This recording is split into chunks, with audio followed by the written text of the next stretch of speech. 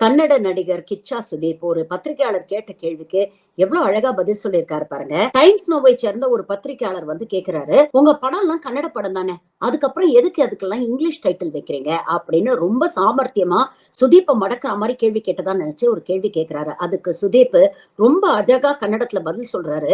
என்ன இன்டர்வியூ பண்ற நீங்க கன்னடத்துல கேள்வி கேட்கறீங்க, பதில் சொல்றேன் நான் வந்து கன்னடத்துல சொல்றேன். ஆனா உங்க சேனலுக்கு மட்டும் டைம்ஸ் நோ அப்படின்னு ஏன் இங்கிலீஷ் பேரை வச்சிருக்கிறீங்க அப்படிங்கிற ஒரு கேள்வியை கேட்கிறாரு. நம்ம இருக்கக்கூடிய பெங்களூர்ல வந்து எல்லாம் இங்கிலீஷ் மீடியம் ஸ்கூல்ஸும் இருக்கு.